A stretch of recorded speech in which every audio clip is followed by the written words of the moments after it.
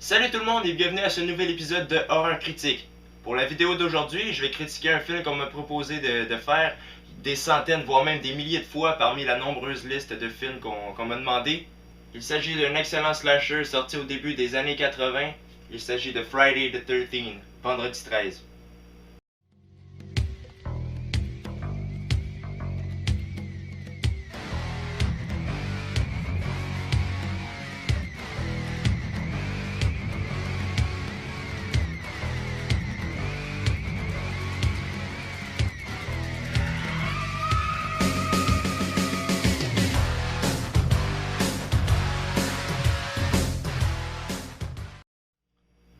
En 1957, un petit garçon laissé sans surveillance se noie au camp Crystal Lake.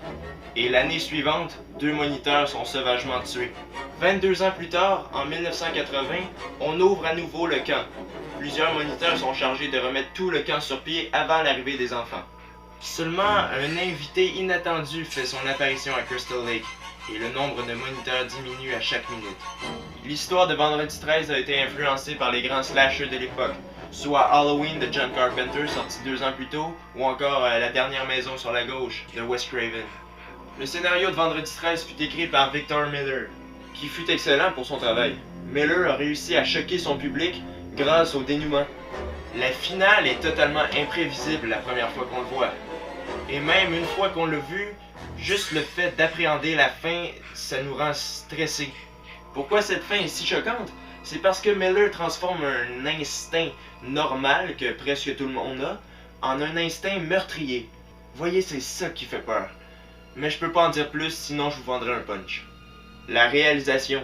Vendredi 13 est réalisé par Sean S. Cunningham. Et il s'agit d'une réalisation parfaite pour un slasher. Ces méthodes ont inspiré plusieurs films par après, Just Before Dawn ou encore The Burning.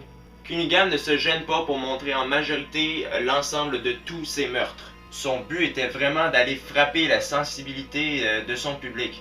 Et en 1980, ça a marché. D'ailleurs, les meurtres sanglants et gore sont vraiment très bien faits. Il a fait appel à Tom Savini pour les effets spéciaux. Mais on y reviendra plus tard. Le jeu des acteurs. Le rôle principal, celui d'Alice, une monitrice bien sage, bref, le rôle typique des slashers, est tenu par Adrienne King. Elle joue plutôt bien, elle rend son personnage crédible.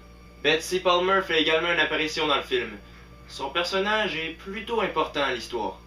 Vendredi 13 est également un film où Kevin Bacon fait l'une de ses toutes premières apparitions, même s'il est tué au bout de 40 minutes.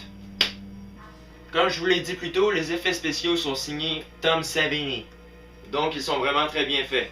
Et ils sont plutôt explicites et gore pour 1980. Regardez.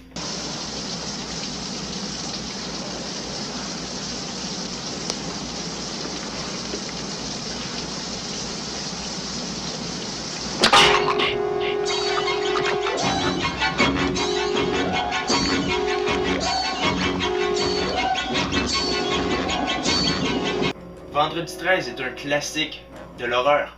En tant que vrai fan de films d'horreur, vous devez d'avoir vu ce film-là. Vendredi 13 est un slasher incontournable du cinéma. Je lui accorde une note de 10 sur 10, c'est vraiment un film excellent. Je le recommande à tout le monde. Pour ceux qui ne l'auraient pas vu, c'est un film très intéressant à regarder et la fin est surprenante. Alors ne manquez pas mon prochain épisode d'Horreur Critique, laissez des commentaires et abonnez-vous à ma chaîne. Salut!